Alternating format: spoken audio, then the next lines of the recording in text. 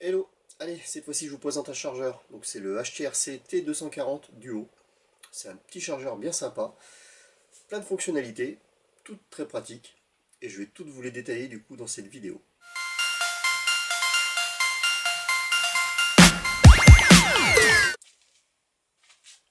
Allez, c'est parti, je vais vous passer en revue tous les menus de ce petit chargeur. Donc c'est le HTRC T240 Duo. Qu'est-ce qu'on voit de premier abord? Donc ça c'est le menu principal.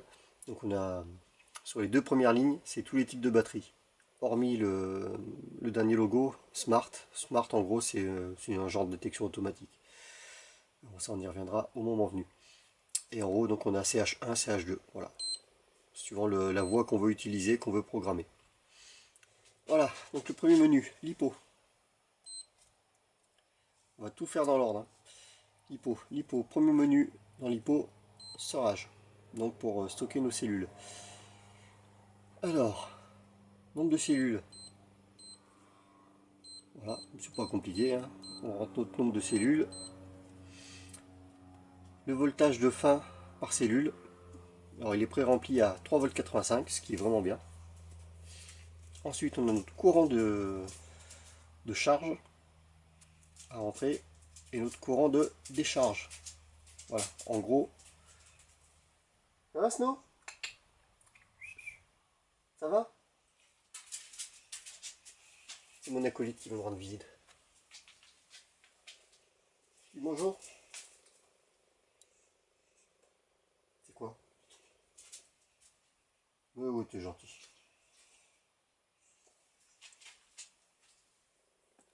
Hop. Donc voilà. En mode storage, en fait, le chargeur, lui, va calculer s'il faut qu'il charge ou qu'il décharge la batterie pour la mettre en stock, en mode storage.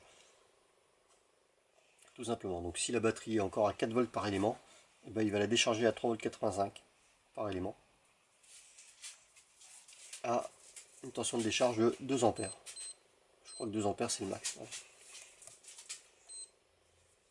Et par contre, bah, si elle est en dessous, il va la recharger jusqu'à 3,85 V par élément. Et là, à ce moment-là, on choisit notre courant de charge.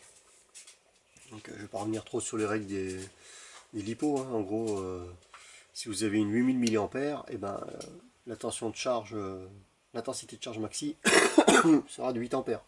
Il faut éviter de passer au-dessus du 1C par rapport à votre LiPo. Ça évitera de l'endommager. Ensuite, bon, la tension par élément, on peut le modifier. Voilà, c'est pas compliqué, hein, c'est juste des plus, des moins. On peut sauvegarder notre menu. Voilà, on a 6 slots de sauvegarde. Voilà, comme généralement on utilise à peu près toujours les mêmes batteries, voilà, si on ne veut pas se faire cher au programme à chaque fois, on vient rechercher le programme qui nous intéresse. Et autrement, si on veut le créer, allez, bah, c'est ce qu'on va faire là. Hop là, je fais save.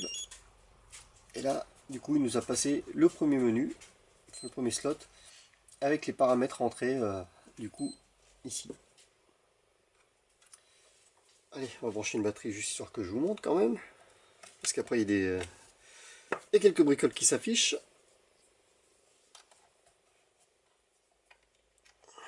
Hop.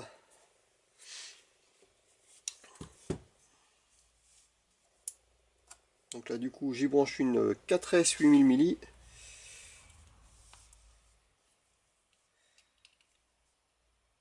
Voilà. Compte. Allez, hop.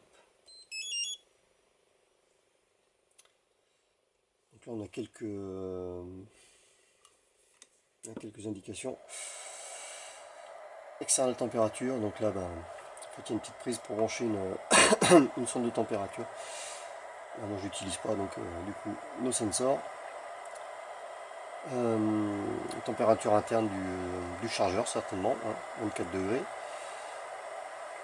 Sortie de tension 16 volts 18. La tension envoyée à la Q 15 volts 35. L'intensité utilisée, là donc on voit que ça fluctue un peu en fait parce que le chargeur s'adapte. Et la capacité c'est en gros les milliampères déjà envoyés dans la batterie. Donc là on a un autre diagramme du coup qui va indiquer la prise de charge tout doucement.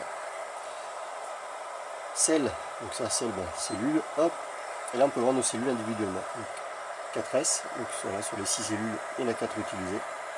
On peut voir qu'il y en a 62, 62, 62 et 61%. Voilà, ainsi que la tension par élément. Voilà.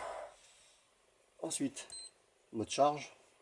Pour le lipo, c'est pas très intéressant, à part si on a du 1S. Donc à partir de 2S, non, on charge pas comme ça, on se met toujours en balance. Parce qu'autrement là on charge sans équilibrer, c'est comme ça qu'on tue les lipos. Après voilà, la même chose en balance. Donc là on choisit le nombre de cellules. On voit qu'il ne veut pas me laisser descendre en dessous de 4. Ni monter, il a détecté que c'était une 4S. Tension de charge, donc là comme c'est une 8000 milli, je peux monter jusqu'à 8 ampères. Et on lance.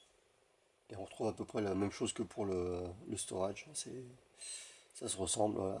On retombe sur notre visuel des 4 cellules. Et la décharge, c'est exactement pareil. On choisit notre nombre de cellules. Hop. Là par contre, alors tension de fin de décharge, 3 volts 2 par cellule, ça fait vraiment bas quoi. C'est juste un coup à les tuer les lipos. Il faut mieux se tenir un petit peu plus haut. 3 volts 4, c'est quand même mieux. Et on choisit notre courant de décharge. Bon, sur une 8000 milli, franchement, on peut mettre à fond, ça va la chatouiller, c'est 2 ampères, c'est pas violent pour une 8000 milli. Voilà pour les menus lipo. L'IFE, lithium fer. Bon, franchement, c'est exactement les mêmes menus que pour lipo. C'est juste le type de batterie qui change. Donc là, je ne vais pas tout refaire, c'est exactement la même chose, la même présentation et tout. Voilà.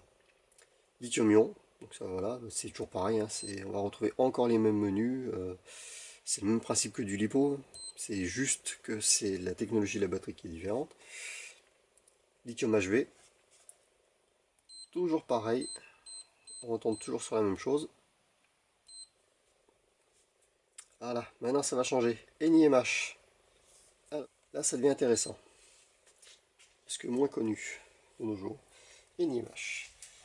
Alors, ce qu'on a, on a toujours décharge, charge, cycle, and more. Donc ça c'est juste un menu complémentaire, mais on va le voir. Donc décharge, c'est de la décharge comme ce qu'on a pu voir tout à l'heure. Forcément les tensions sont différentes.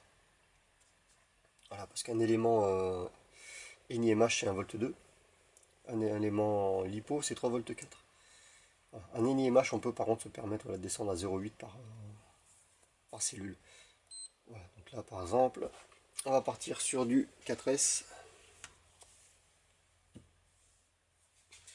Ça tombe bien, j'ai ce qu'il faut. Donc ça c'est un pack 4 éléments pour un 12. Je vais juste changer de voie.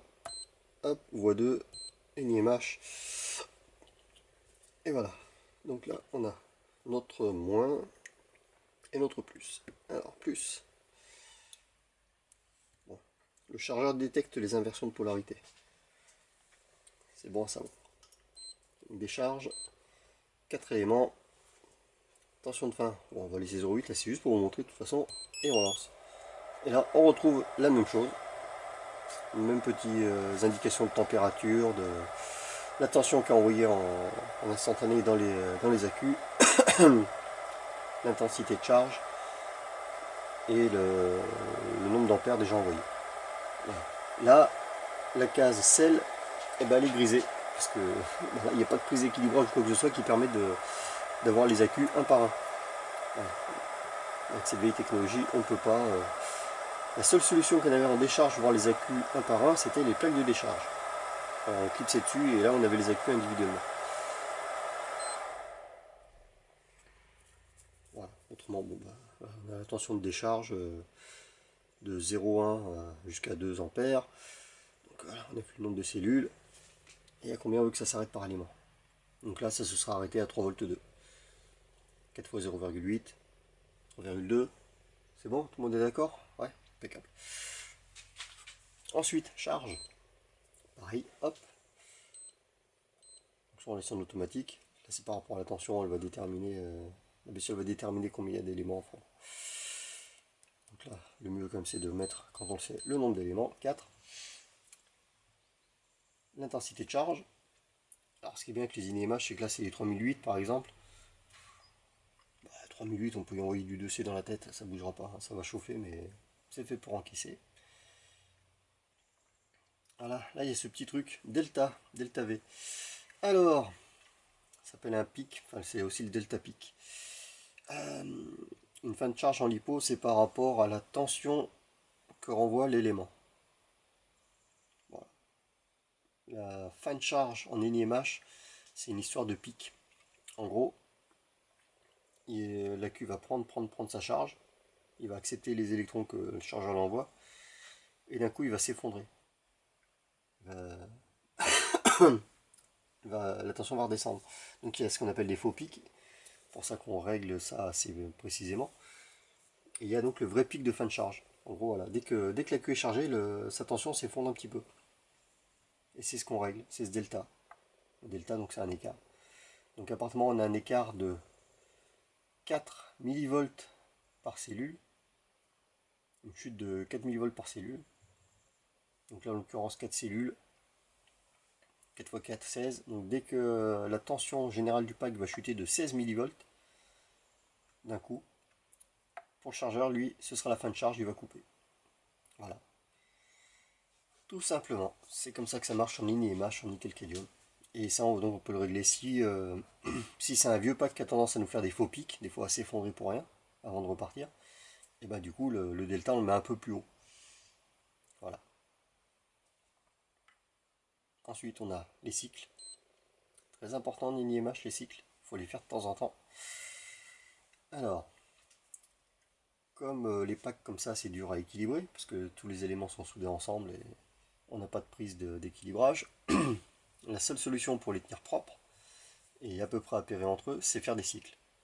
Voilà, donc là, toujours pareil, on rentre notre nombre de cellules, le delta, notre intensité de charge et notre intensité de décharge. Et on lance notre cycle. Donc là, en gros, le nombre de cycles, ça se règle après dans le menu d'après. Voilà. Donc on met, voilà, la décharge s'arrête à 0,8 volts par élément.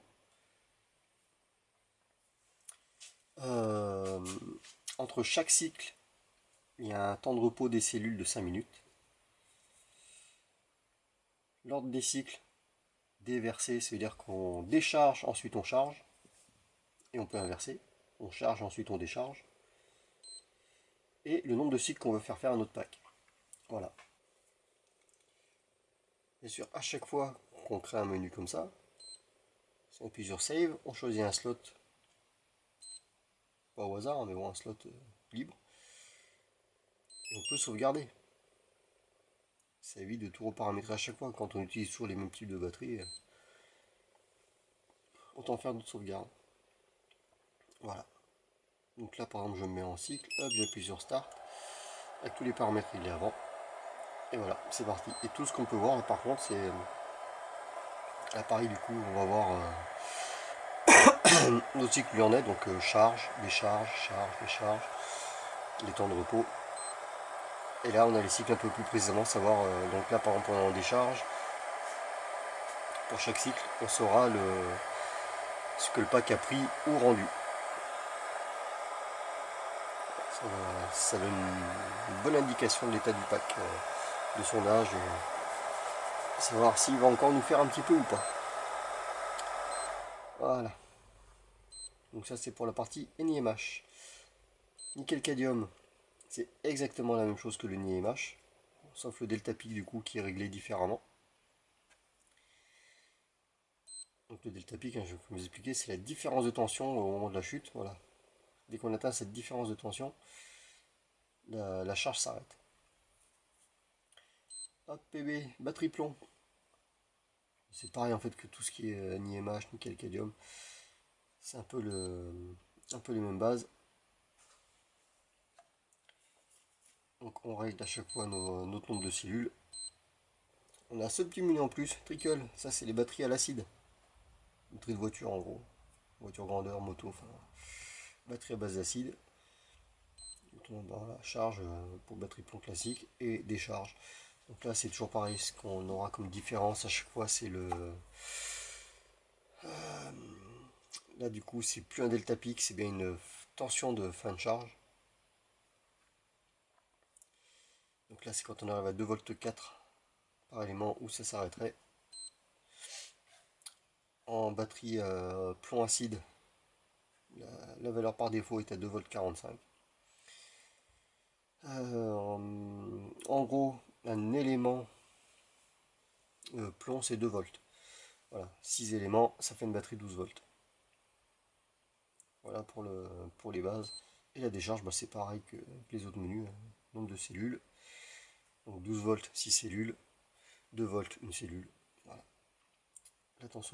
L'intensité de décharge, 2 ampères maximum.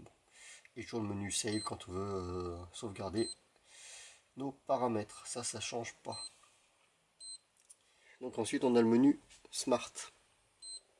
Donc le menu Smart en gros c'est on a des sous-menus mais on a 4 sous-menus qui correspondraient à des types de batteries et après le chargeur devrait s'en accommoder tout seul, devrait détecter tout seul le type de batterie auquel il aurait affaire. Dans les grandes lignes ce serait ça. Alors on va essayer. Je repars avec ma 4S. Hop. Tac. Donc on est en voie 1, mode smart. On est en 4S, donc en 4S 15 volts 2. Max voltage 17,4 si on est en HV du coup. Et ampérage maxi pour la charge 4 ampères. Si je fais start, voyons voir. Alors apparemment il va bien me charger la batterie. Il a bien détecté tout ça. Mais on voit que les cellules n'apparaissent pas. Donc là on peut supposer qu'il va nous charger notre batterie en mode charge sans équilibrage. Ouais, c'est pas très intéressant cette affaire. Et là qu'est-ce qu'il nous dit? Mode digital. Hop. Est-ce qu'on peut aussi... Et c'est pareil, il va rien nous détecter du tout. Voilà, ça c'est des menus qui sont vraiment pas intéressants du tout.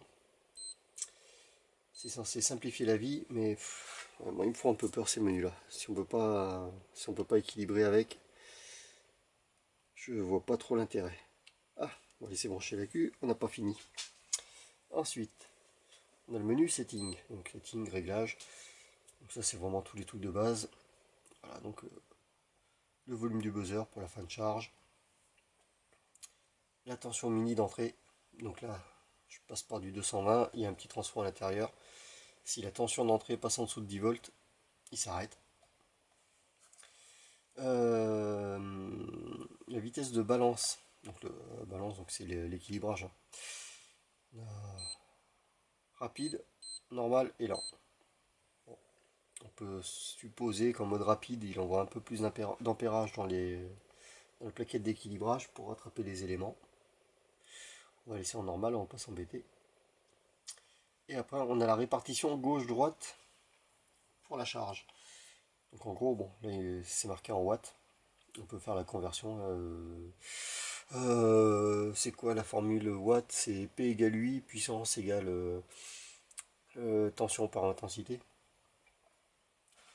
Voilà. Donc c'est quand le chargeur nous annonce qu'il peut envoyer 10 ampères par voie, faut juste faire attention au type d'accu. Si c'est une 6S d'un côté et qu'on lui envoie 10 ampères, il ne restera pas 10 ampères sur la deuxième voie. Voilà. Donc là ça sert juste à dire voilà, si on aura plus tendance à charger les gros accus d'un côté que de l'autre et que la puissance risque un peu de manquer, on peut rééquilibrer ça en envoyant plus de watts d'un côté que de l'autre. Voilà, mais ce qu'on envoie d'un côté, on le perd de l'autre. Et après par voie, on a des sous-réglages, voilà, des températures de ce qui s'appelle le cut-off. Donc voilà, si on dépasse cette température là, donc température interne, si on dépasse les 80 degrés, il s'arrête. Donc on peut mettre plus haut, plus bas. Température extérieure, pareil. Donc ça, la température extérieure, c'est dans le cas où on branche la sonde de température sur l'accu. Capacité. Voilà, donc si on sait qu'on a que des accus de 6000 mAh chargés, en gros, la capacité, on peut mettre à 6000. Si on met que des accus de 6000 à charger et qu'on commence à balancer 6005, c'est qu'il y a un souci. Donc lui, du coup, il s'arrêterait à la capacité maxi qu'on lui aura indiqué. Et là, pareil, donc au bout de 240 minutes, quoi qu'il arrive, chargé ou pas, il s'arrête. Et on peut faire la même chose sur la voie 2. Ensuite, voilà, sauvegarder et sortir, ou réinitialiser. Memory, donc ça c'est les petits menus qu'on voyait tout à l'heure, je crois que je montrais qu'on pouvait mettre en mémoire, donc les paramètres. C'est pas plus compliqué que ça. Donc après on choisit, soit on retourne au menu principal, soit on modifie un des paramètres. On choisit lequel, on le modifie. Hop, on l'efface, ou alors on lance le programme qu'on a choisi. En gros là, 4 éléments, en mode storage. Je parle super bien l'anglais, hein. Impressionnant. 5 ampères d'intensité de charge. Et pour un stockage à 3,85 V par cellule. Hop, on appuie sur Start. Et puis ça se lance. Donc là, il est en train de sonder l'accu. Et voilà, c'est parti. Et je crois qu'il nous reste plus que... Hop, monitor, voilà. Menu très intéressant. Pour checker nos lipos surtout. Donc là, il y a toujours ma 4S qui est branchée dessus. On peut mettre en mode balance et là, automatiquement, elle va nous équilibrer les 4 cellules à la même tension. Et le mode résistance interne. Voilà. Il se lance, hop. Et il nous calcule la résistance interne. Donc là, je suis à 4 milliohms, 4 milliohms, 4 milliohms, 3 milliohms. Voilà. Batterie en parfait état. Donc ça, pareil, c'est des valeurs qu'on peut retrouver. Donc ça, c'est toujours sur une batterie chargée hein, qu'on regarde. En gros, plus la résistance interne est élevée et plus la batterie est proche de la fin. Voilà. Et en lipo, c'est important de savoir quand on arrive proche de la fin, avant qu'elle gonfle ou qu'elle nous pète à la gueule. Et le tout dernier menu, enfin, calibration. Voilà, donc là, on retrouve nos 4 cellules, C1, C2, C3, C4. Après C5, C6 à 0, normal, c'est qu'une 4S. On a la tension par cellule. Mais on peut affiner. Donc si on veut s'embêter, ou enfin, si on pense que le chargeur est mal réglé, on peut reprendre chaque tension de cellule. Voilà, si là il nous indique 3 volts 796 pour la cellule 1, alors que quand on teste avec un petit testeur de batterie, il nous annonce 3 volts 85, et ben hop, allez, on vient modifier là, on monte jusqu'à 3 volts 85. Voilà. C'est juste pour corriger s'il y a des petits écarts dans le voltmètre en gros du chargeur, le voltmètre interne. Si on pense qu'il merde, voilà, on peut venir dans ce menu, on contrôle les tensions de notre pack avec un petit multimètre ou autre chose. Et après on peut venir du coup rentrer les valeurs là directement pour se remettre propre. Et voilà, avec ça, on a vu tous les menus. Alors s'il y a un menu où j'aurais pas été clair, ou si vous avez un doute ou quoi que ce soit, eh ben, c'est pas plus compliqué que ça. Un petit commentaire sur la vidéo ou sur la chaîne, vous pouvez trouver mon mail. Donc vous m'envoyez soit un message par mail, soit un petit commentaire sur la vidéo. Et puis on prend contact et puis je réexplique. Voilà, il n'y a pas de souci avec ça. Allez, à bientôt.